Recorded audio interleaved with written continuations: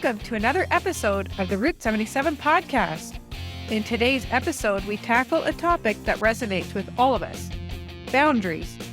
Join us as we discuss the importance of setting healthy boundaries, navigating the challenges of maintaining them, and finding the balance between asserting our needs and showing love to others.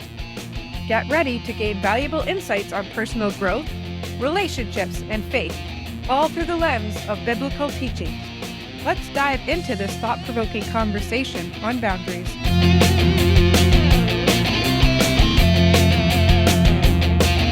Welcome to the Route 77 podcast. I'm your host, Natasha, and I'm here with Monique.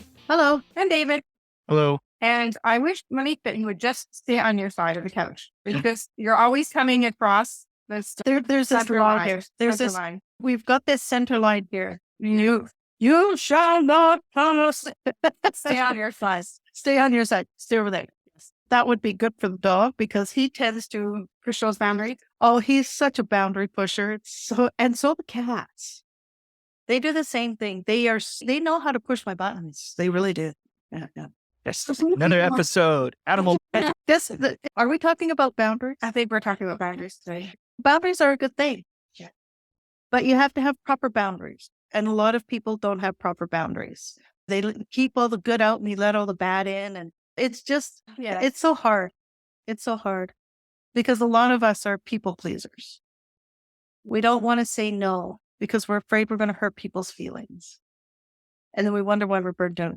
Yeah, exactly. I find if we think about it, like what a boundary is for, because we sometimes would go in, well, I don't want to be mean and I don't want to hurt anybody's feelings or things like that. But if we think about, even for me being in the farming industry, thinking about farms and animals and why do we put fences up? Why are there gates? Why are there fences?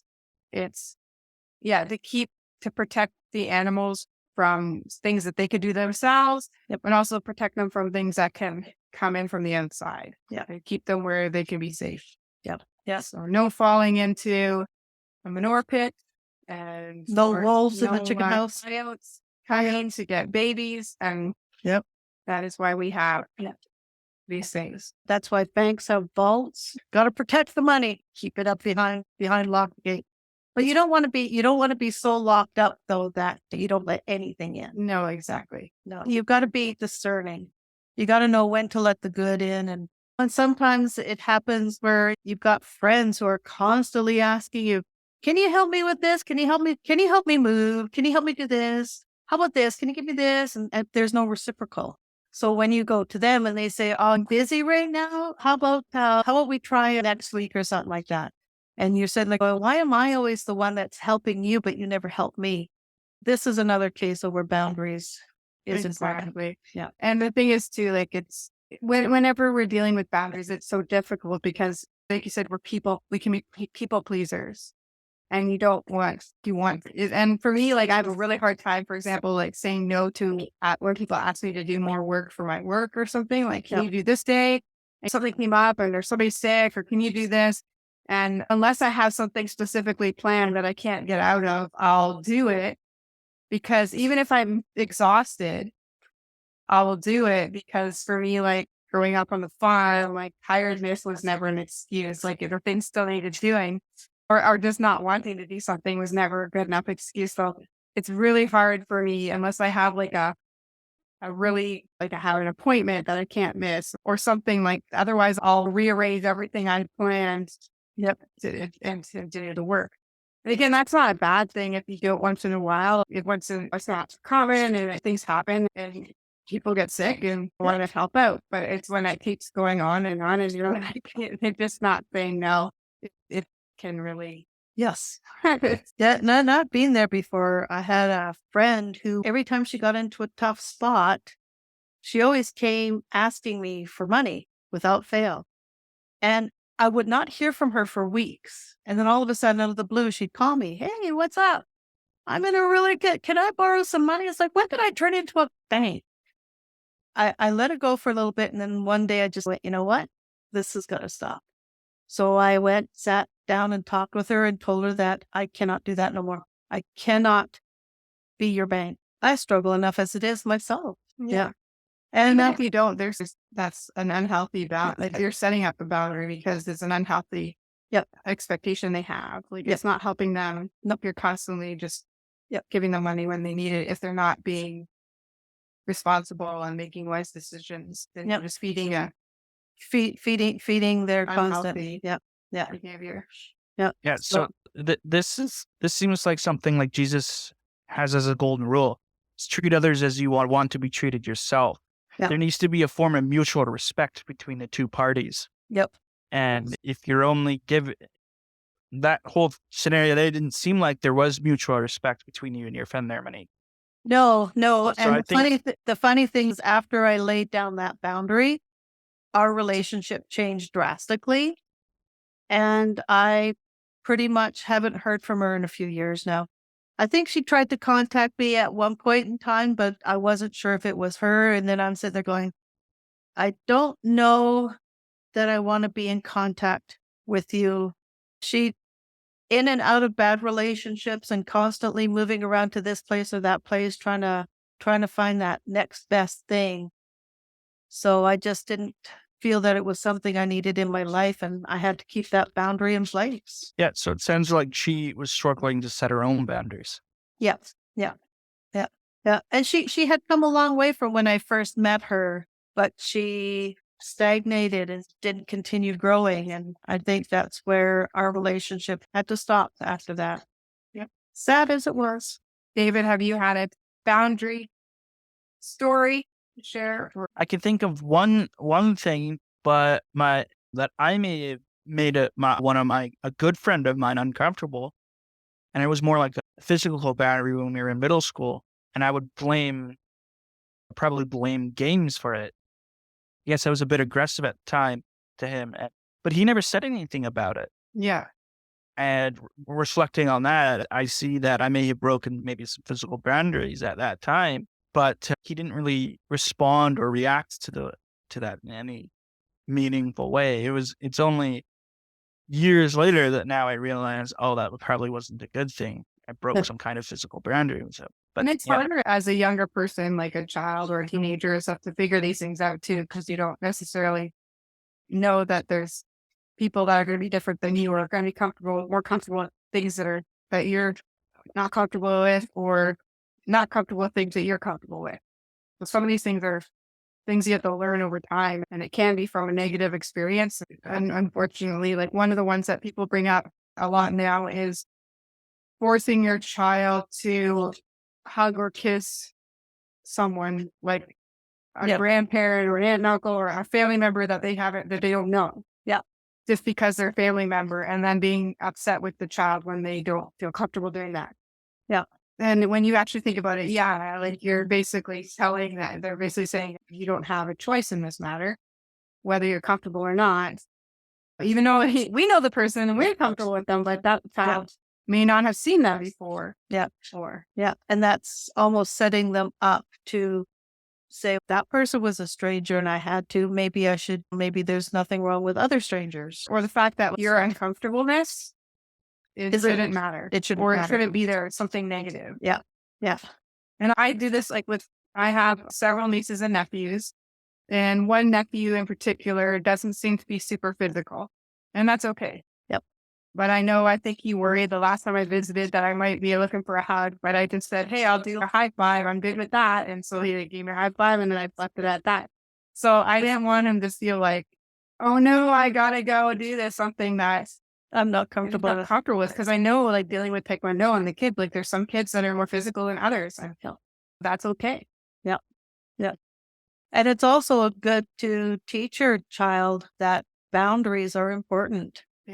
Yeah. That because sometimes children can be boundary pushers. Yes. Where they will get into a situation where I had this with this one girl, and she likes me a lot, and I get that. She's just a tiny little thing. What is she, 6 or 7? And she wants to hug me, and she wants me to carry her around and all this kind of stuff. And she's very cute, but it's just, okay, you've got to stop now, because now is the time for learning. You need to go into your spot and listen to the teacher and not come and bother me all the time. Yeah. And I don't say it like that. You have to go and listen to the teacher. So go back to your spot, and we can talk after class. And what's hard too in those situations when you're in a class like that, being an instructor or person in charge is you don't know how much physical contact is okay, Yep. especially for men in those positions. Yes. Like I think I could, not like I'm trying to do something, but get away with the sort of, quote unquote, like get away with something of like kids coming up and hugging me. But then if there's a male instructors if something ever happens where it may, so they have to be much more careful in Yeah. that situation. But even female instructors can get that same kind of connotation if you're not careful. Yeah. Yeah. So you have to be aware of what is appropriate and what is not appropriate, and to make sure that you instill proper boundaries with you and the children as well, so that the parents don't feel uncomfortable with the interaction. Yeah. There's a lot what you can learn about other people's boundaries by just looking at, taking into account like things that are going on. Yeah. So just being just aware of like how they react to things. And like we have one kid who does not like to be touched. And then this other kid in the class really likes, he was very touchy. And this kid that was very huggy knew the other boy's mother because was his teacher at one point. And so felt very comfortable around her, but then felt so comfortable around her son who did not like to be touched. And so I had to constantly say, you can't do that. And he's, oh, I just like hugging people. I'm like, yeah, other people don't like to be hugged. And so you have to be and that's fine if you find other people who enjoy the physical touch, but other ones who are not, then you have to be acceptable with that. Now, I'm a huggy person. And I remember one situation where I accidentally hugged somebody. I didn't mean to do this. To this very day, I still feel embarrassed that I did that. And I'm going, I can't believe I did that. Why did I do that? What a stupid thing to do. I actually crossed the boundary. I didn't want to. It's, oh no, why did I do that? But once it's done, you can't take it back. Oh, this is really bad. I disappeared as quickly. So I've gotten into the habit now of making sure of who is acceptable, who accepts it and who doesn't. And I ask a lot of times too, are you okay if I hug you? If not, handshake. If you're not okay with a handshake, how are you doing? There's other ways. And sometimes even like a side hug can work for people too. Yes. They're actually much more, it's like a friend hug, side hug, and it's like a quick squeeze. And people go, oh, wait, this is an option. And then it's just as much less intimate feeling that, especially for someone who's sensitive to physical. Yeah. Yeah. I have one friend who was talking about doing heart-to-heart hugs. And I went, that's a little weird. And when I said that, now she changed to just normal hugs. Because it was not even weird if you wanted to literally do that. You'd have to be like, yeah, I know. It's just like, it would be staggered. and it's just feel really quite comfortable. Weird. Yeah. So, but you have to, if something makes you uncomfortable that somebody does, you need to make them aware that it's not a comfortable thing for me. Can we try something else other? And that's why when we talk about like the kids who choose that they would like not to hug or kiss a new person they just met, and we tell them do it anyway, then we just told them that even though they said something, it doesn't matter. Yeah, their boundaries don't matter. Yeah, and that's not right. Verbal acknowledgement of it like doesn't mean anything. So you're just supposed to accept whatever. And well, and society is starting to do that now with the non-binary transgenderism. I don't want to pick on people right now, but I have to, because they are now starting to not respect young girls' boundaries by allowing transgender male to female into this whole thing kind of just craps on boundaries in general. Yes, it does. Yes, it destroys any concept that we ever had of boundaries. Yeah. And it's caused a lot of girls to feel very unsafe. But they're being demonized for having those boundaries. Yes. As if there's some sort of... like they're not. Yeah. But some cultural development that should no longer be, instead of actually a personal feeling of... Exactly. And as an adult woman, if I'm in a change room with a bunch of little girls, I will go into a private room to change. I've never really felt comfortable with a bunch of other women. I've been like, I'll go into the stall. I don't know. I'm comfortable if they choose to do, but I'm not comfortable for I'm not comfortable with me. Yeah. So I would just, I'm going to go into the stall and change. I am exactly the same, because number one, I don't want little girls to see my wrinkly old body for one thing. And I just don't think it's appropriate when they're tiny little children there's no concept of sexuality. No. But once they start getting older, I need to have that cultural, because I think sometimes you get like some other countries where they will do things like steam rooms or saunas, or they will do them nude, and it's something that you grew up with as a normal thing. Yeah. And so it's not culturally normal. And so you don't have to think of it as a full way or a thing. It's just the way you do. But in the North American culture, it's not like that. It's not like that. And when you raise your children a certain way, then they're not, it's really much, but again, this doesn't fall under the same category, I think, as like when we talk about transgender men in the women's room. This is different because even in those communal baths, there is still the segregation. Women do not bathe with men. Men do not bathe with women. They are kept separate.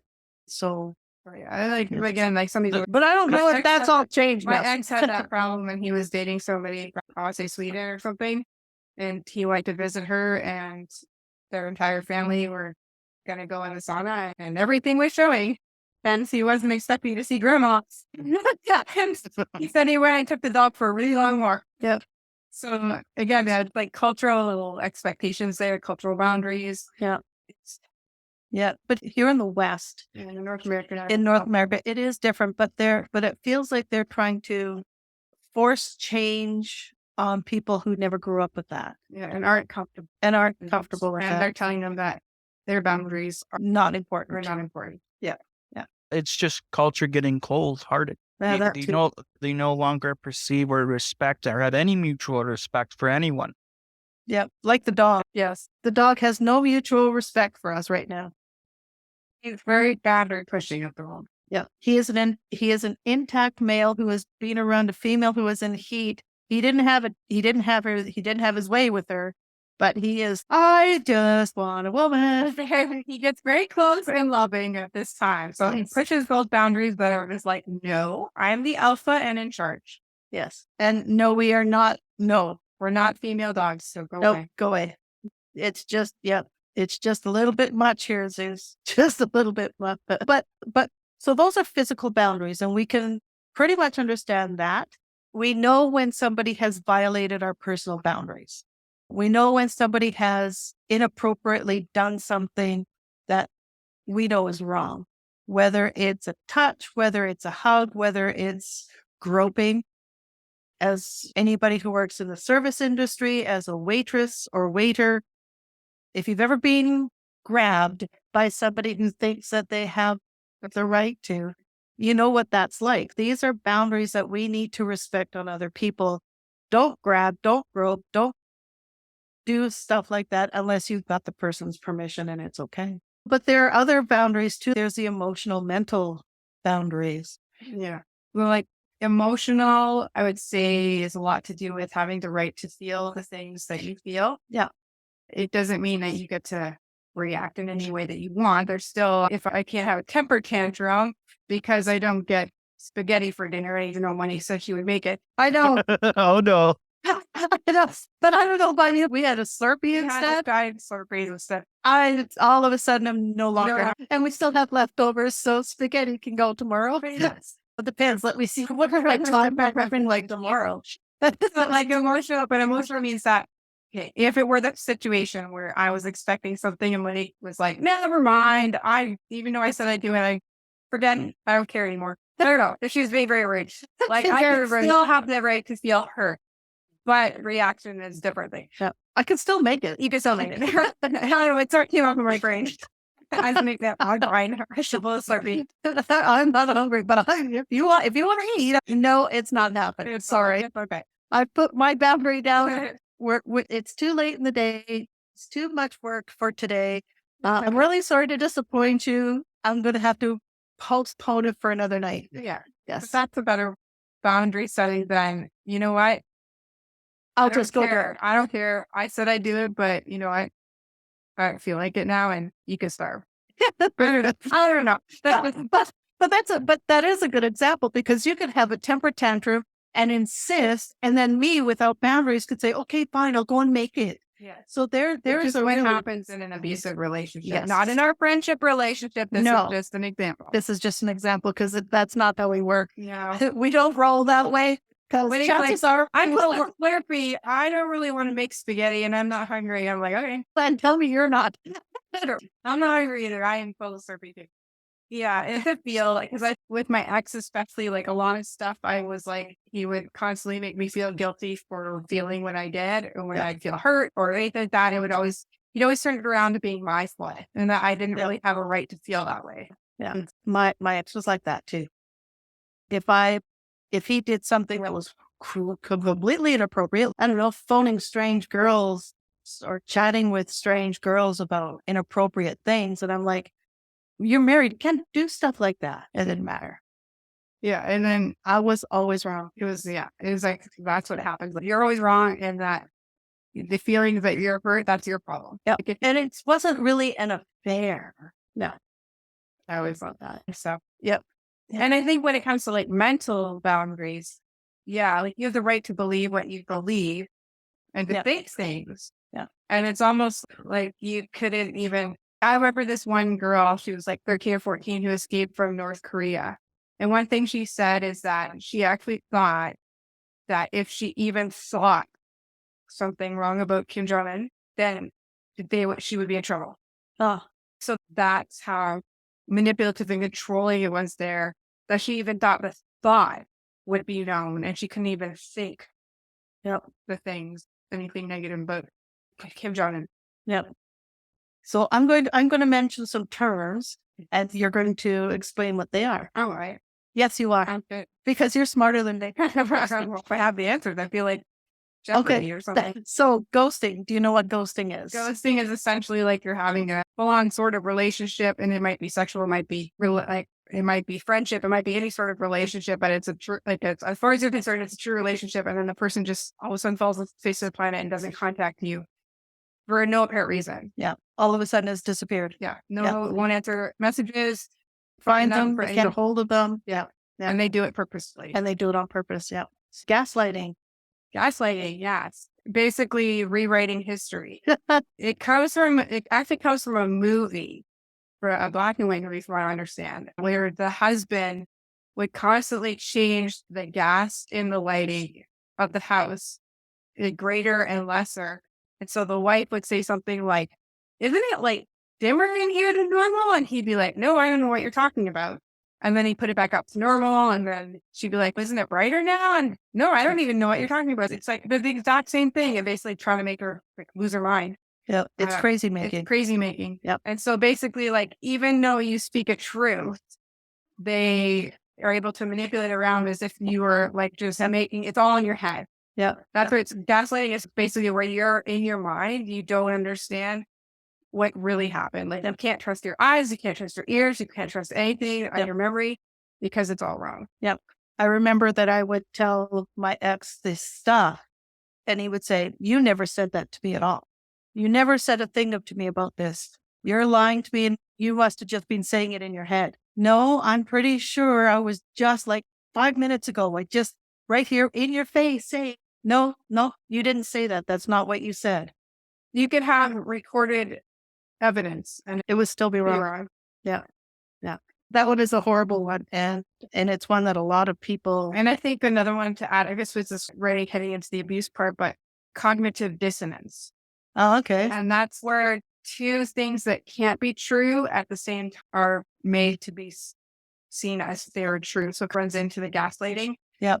An example for my ex is when I would help him on his work site, he would say, "When you're done that job, come and ask me what to do next." So I'd go and ask him what to do next.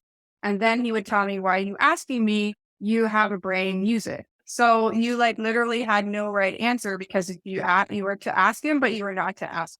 Because if you did something without asking him, it would be like, "This is my job site. What are you doing? You're supposed to ask me." Yeah. There's no right answer. And so it's basically two things that cannot be true at the same time were true. Yeah. So your brain can't handle it. Yep. There was a thing. It says the line below is false, and the one below it says the line above is true. So it just, no matter how you read that, is it true or is it false? Is it false Yeah. or is it true? Yeah, your brain cannot. So If your brain can't handle that's an outflow of cognitive of gaslighting. Yeah. Because they're basically two things are true that cannot be true at the same time. Yeah. So these are just a few of the examples of things that are mental abuse, mental boundary things where, so you have to be aware of these kind of things and say, if this is happening to you, what can you do to, you got to stop it. And a relationship is most like toxic. Yeah. But I think too, what you need to understand first is that you have a right to your thoughts. Yep. You have a right to your emotions. And anybody who's telling you that you don't have a right to feel something, like how you react to something, that's different. Yeah. But to actually feel hurt at a situation, to actually feel happy at something, to actually feel fear at something, those are reactions of your body and you have a right to them. Now, you might be able to work through some of them and be like, I have this fear of flying, but then you start flying and then you're like, okay, it's okay. We'll work through it. Yeah. But to understand that you have that fear, if someone just said, oh, that's just stupid. Yeah. Then you're saying like that fear that you have is not, it's not yours. You don't have the right to it. Yeah. And that's wrong as well. Yeah. So if for example, like you have a fear of flying and you're going with a friend and they're just making fun of you that just come on. It's just a big deal. We do this thousands of people a day fly and there's more car accidents than it's one thing just to give them some facts. So it might help them, but it's another to just dismiss their feelings about the situation. Yeah. And it boils down to respecting other people. There are some fears that are debilitating that may require psychiatric help, but it is not up to us as lay people to invalidate somebody's feelings if that's what they're feeling. How about you, David? Anything to add to this with mental and emotional and physical boundaries? Not particularly. It was just mainly discussing your guys' experiences on it, and honestly, I can't really contribute to any of that right now.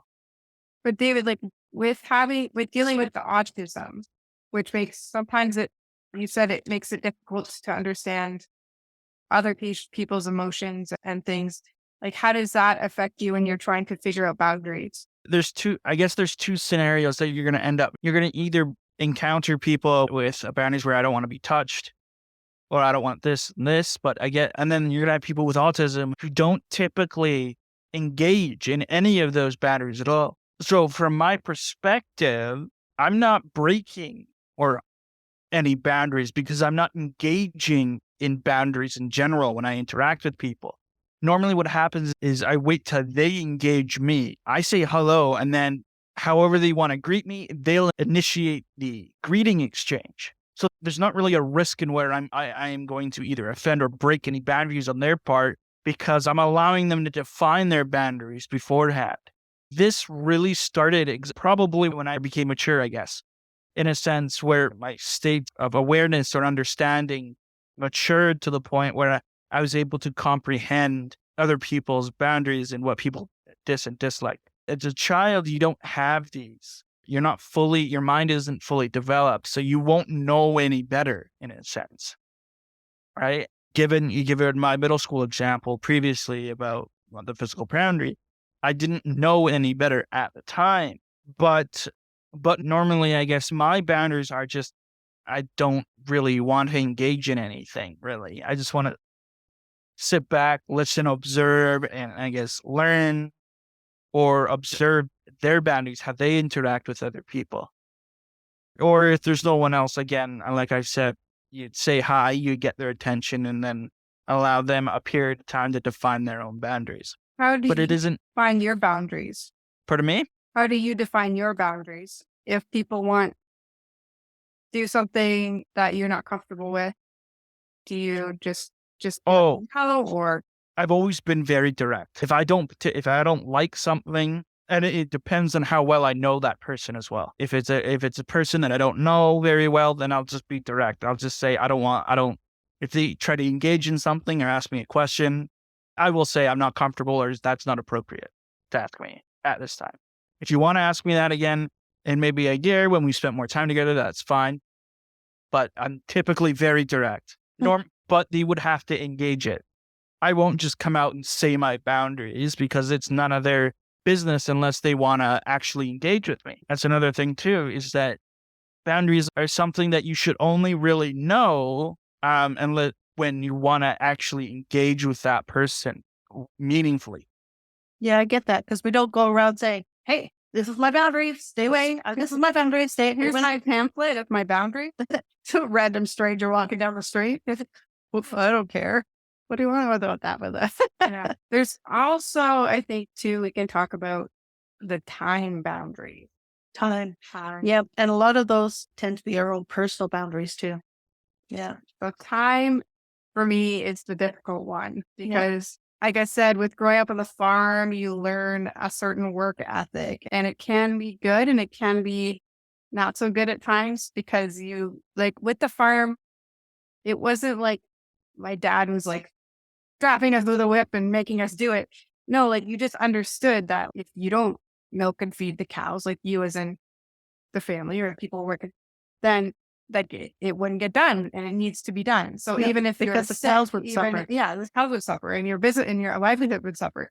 So even if you're sick, even if you're tired, even though there's so many things that you would learn. We were really sick. We got to stay in bed or whatever, but my dad would work through it. You'd see him working through being really sick. You'd see him working through like having a broken hand. You'd see him working through like these things where he'd be very tired, but he'd just do it. And like he also was the lay pastor of our church for years and did like the sermon, plus he would do a Bible study at night for a long time, and then he would do the Wednesday night Bible study. So how you can exhausting. See where I get it from, where I just add more onto my plate. And because there's a sort of idea, like if you're just sitting around, then you could be doing something. You could be doing that thing. And so if people ask it of you, it's, yeah, I guess I had time because otherwise I'd just be sitting down, not doing anything. But then there's a certain point where you actually do need to set the boundary of, no, I need to sleep. Yeah. Or I need to rest my body, even if I'm not sleeping. Yeah. But even during those times too, when you have your rest days, and I'm so guilty of this. Sometimes it's just, I know that there's stuff that needs to be done, but I think I'm just going to sit on the couch and stare at the TV. Yeah. and then nothing gets done. So there is a disrespect of your own personal time boundary that you need to acknowledge as well. And especially because you might go, oh, I'm just going to sit down for an hour. Yeah. Which turns into the entire day. Yeah. Yeah. Yeah. So there is that. But see, that's one thing I've had to realize too about myself with doing my school. It's 2 out of the 4 months of a semester. That's how long one of my courses takes. I usually take 1 per semester. But I found out that if I do 2 back to back, say the end of one semester, beginning of the other semester, it just kills me. I can't do it. The mental exhaustion gets to me. So I realized that for me to do this and to do it well, I need to do like at least 2 months break. Yeah. And otherwise it's just too much. So it's something that I've had to realize and be like, no, I have to set this boundary of I have to do this course and I have to take a break. And then I got to do the course and then I'll take a break. Otherwise it just burned out. And that's one of the signs of a poor boundary is burnout, fatigue. There are others feeling resentment. If that one person comes to you and says, hey, can you help me with, and the first thing that comes to your mind, not again. I am so sick of this. You've got a boundary issue happening there, feeling drained.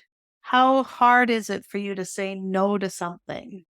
If it's a really difficult thing, if it might be mushrooms and eggs. You have no problem, no. No. Yeah, no. And tomatoes. Yeah. I'll be like, no. So obviously I know how to say the word. You know how to say the word. So apparently if you know how to say the word, but you have difficulty in saying it in certain circumstances, something to practice. Yes. Yeah. Because then you have to think you should really look inward and see why. Yeah. Because sometimes it might be because there's a lazy part of you that's just, I just want to lay on the couch all day. But I'm really good at saying no to not doing housework. I was trying to see people or whatever. Noticing people. But then you realize is this an actual boundary, or is it just laziness, or is it something that's not beneficial for me? Yeah.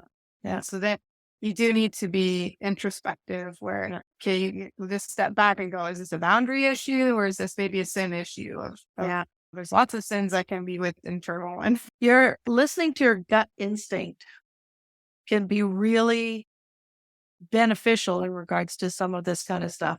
Because I know myself, if I, during those days when I'm just going to not do anything, if I really listen to my internal self, there's a part of me that says, that's not right. how about you, David? Do you have a problem with this time management boundaries? Do you find yourself feeling really drained, very tired, not doing the activities you want to do because you've overextended yourself? Actually, this is a particular boundary that I From what? know. Oh, I'm very adamant on making sure that this boundary is kept because because for a while when I was in high school and maybe my early 20s, I knew the effects of breaking this boundary and how it caused my mental state, my physical state to affect others. So in fact, actually, regardless of how much work or stress or people hounding me to get this and that done, or you're now doing this, blah, blah, blah. I always, no matter what time I go to bed, I always get 6 to 8 hours of sleep kind of thing. So the boundary when it comes to time is that as long as my time it doesn't like particularly on the scale of when is it happening or not, as long as I rest for this amount of time. I engage with people this amount of time. I spend time with friends and family. As long as these things occur, then that boundary is satisfied. okay. But I've seen what happens when this boundary is not held to specific standards. You get groggy, you get angry, you get a temper, really. That temper maybe and most of the time indirectly affects others around you. So not only do you end up breaking self boundaries, but inherently you're breaking boundaries to other people, to the ones you hold closely, to your friends, your family. You end up breaking boundaries that put them into uncomfortable, awkward situations where they don't know how to respond. So then Right. they have to put up a boundary again that probably should not be up or never needs to be up to begin with. Do you have something you want to add, Monique? No, I'm actually boundaries is and this might go into a very long podcast. If you have troubles with boundaries, I have this book and it's actually called Boundaries. When to say yes, when to say no to take control of your life. Now it's been updated and revised. It's by Dr. Henry Cloud and Dr. John Townsend, both Christian psychologists. It also comes with a workbook and it goes through stories and it actually talks about how to set healthy boundaries. And I think that's pretty much where we're probably getting into the practical steps. When you are in that position where you want to start to set personal boundaries, one of the first things that they talk about is the resistance, because people will push back.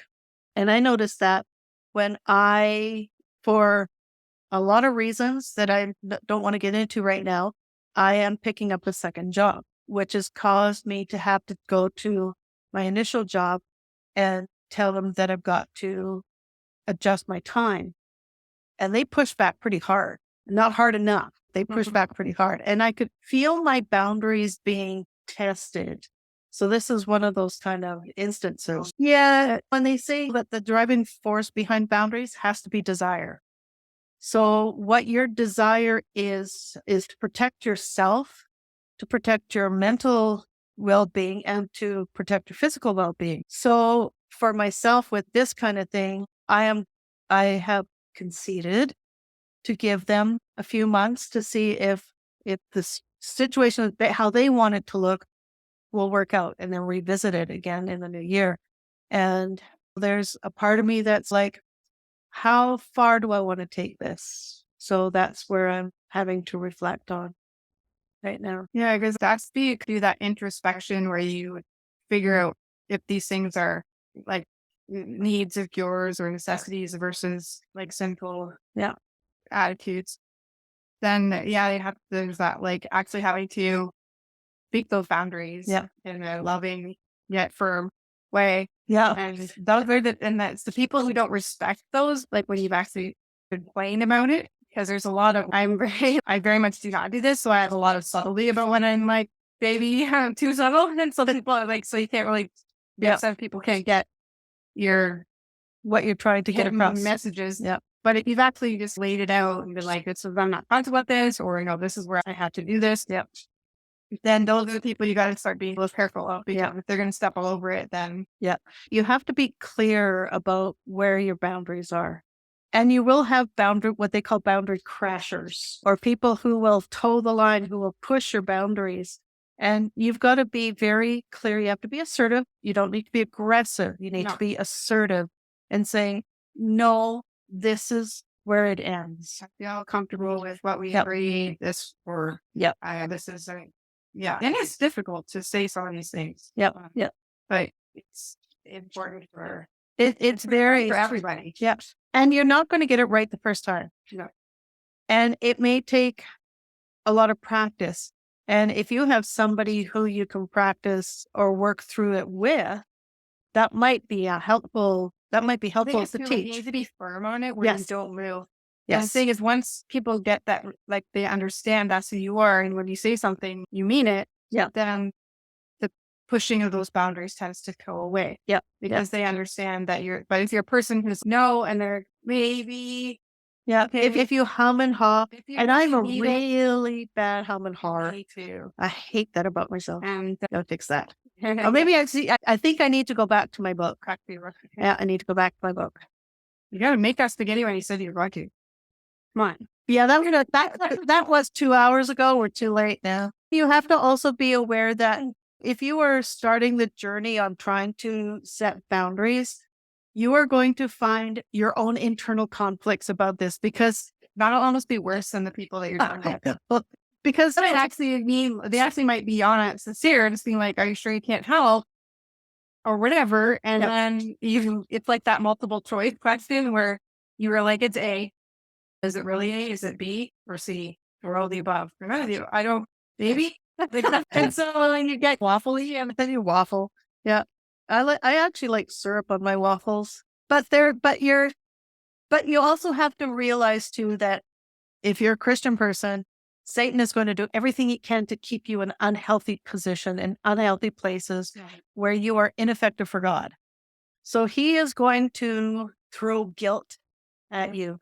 And if you are feeling guilty, then that's the introspective spine, because it might be this Holy Spirit placing that onto you, like saying, hey, wait, this is not correct. Yeah. That's where the introspecting comes in, and going, okay, is this is like, why, what's the real reason? And then working through that and being like, is it because I really don't want to, or I'm not being a loving neighbor, or whatever? Yeah. But if you're feeling condemned, then you know that this is absolutely not of God, because God does not condemn his people. Okay. I think the underlying issue is that Satan will eventually make every boundary subjective to that person. If a boundary is changing consistently or every so often, Satan will take that and use that to destroy the actual purpose and meaning of that boundary in general. Oh, absolutely. Absolutely. So effectively what we need to do is we need to look at, is this boundary subjective or objective? Because our objective standard is going to be Christ. Right. If this boundary is objective, then we need to look at parts in John and Matthew, and we need to look at how Jesus perceived for assertive action, Jesus in the temple on John 2:13 to 3:17. Yeah. He makes it very clear on the communication between the selling and buying within these boundaries. For self-reflection, Jesus shows this as examples with his disciples so that they may understand the importance of self-evaluation and reflection in Matthew 16:13 to 20.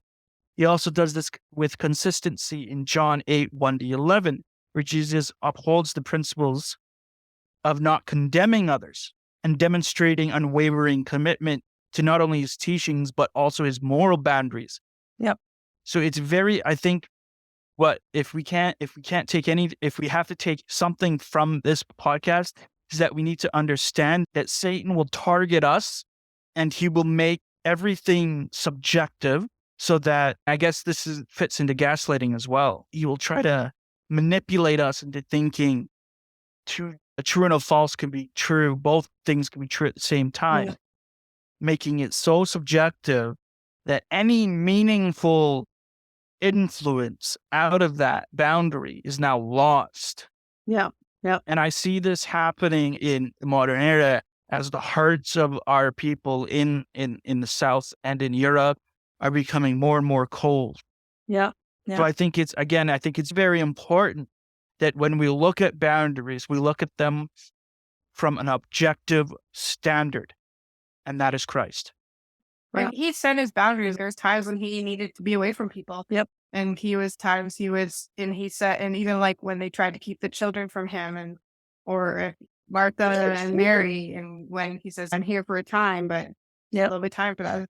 So I think too, like when you're being introspective, when you're trying to figure out what's going on with your boundaries, like what is this a boundary that's healthy? Like that kind of that, what would Jesus do kind of thing. But like what is this something that you could see Christ making a boundary over? Yep.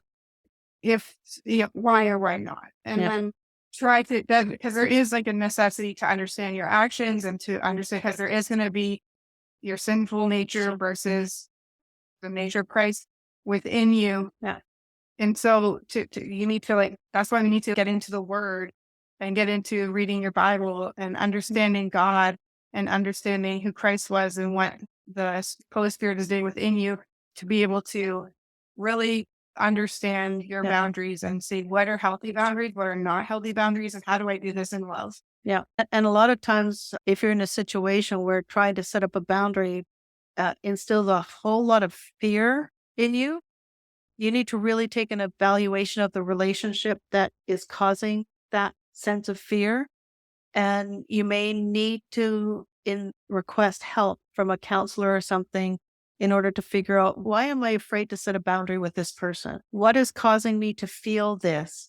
Is it something in my own self, or is it something that this person is portraying toward me that makes me feel if I put a boundary, it might cause me to be in a dangerous situation? Yeah. And finding counseling, I think I always like highly recommend it. Yeah, Because if you find like a good counselor, he or she will take like broad sweeping statements and help you to actually come down to the root of the problem. Yeah.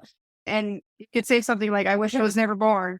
And then they'll help you work backwards and find out what the actual root problem with a good counselor.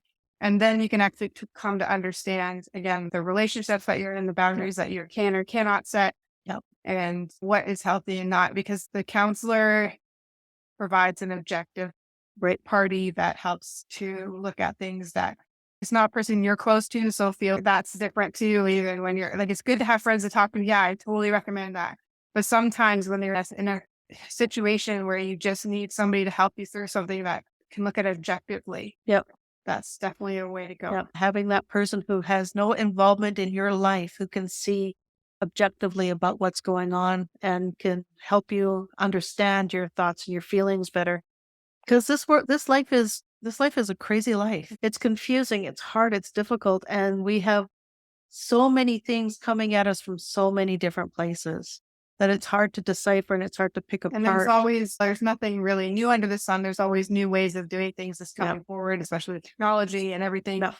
And it's trying to understand boundaries within that. Like it comes with, okay, what is a sexual boundary? Yeah. In this day and age, with everything that's going on. Virtual reality, AI, like any of this stuff, what is, and we've talked about this in other podcasts, but it's just, if there's an ever changing world. Yep. And so we need to be building ourselves up in Christ and the boundaries that are within us that we need, or that we need to enforce. We need to follow in line with that.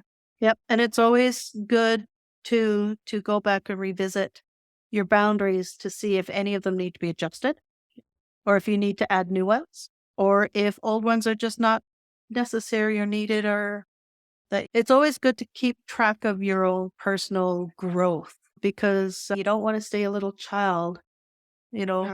God wants us to be mature in the faith and mature in our own lives.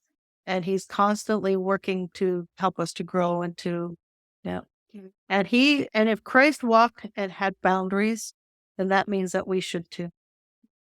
Anything to add to this, David, before we finish? Yeah. So something you said earlier back when you were talking about having an objective view on your thing. I want to make it also very clear that Satan will also try to make stuff appear like they're not. Yeah.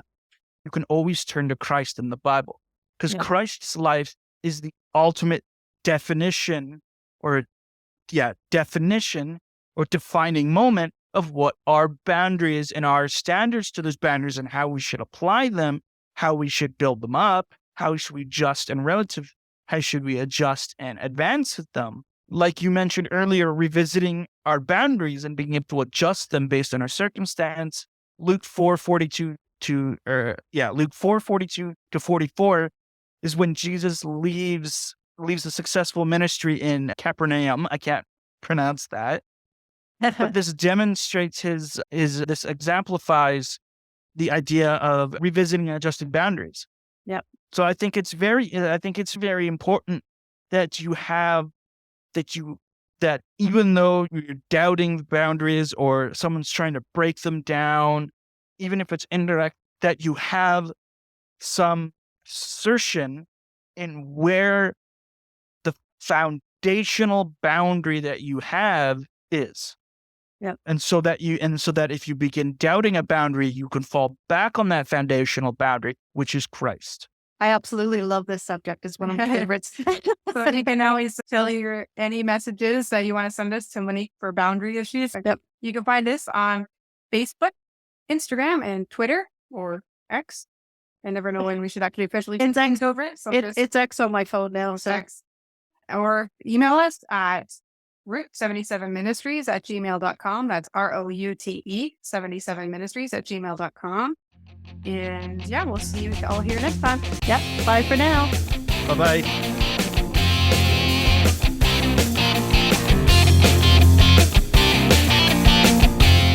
Thank you for tuning in to this enlightening episode of the Route 77 podcast. We hope that this discussion on boundaries has provided you with valuable insights and practical advice for navigating the complexities of life.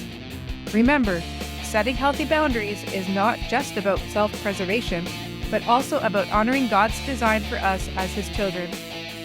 If you have questions, thoughts, or topics you'd like us to explore in future episodes, don't hesitate to reach out to us on Facebook, Instagram, or X. Or send us an email at route77ministries@gmail.com. Until next time, may you continue to grow in your faith and live out the principles of love, grace, and healthy boundaries in your life. And remember, live your single life to its fullest.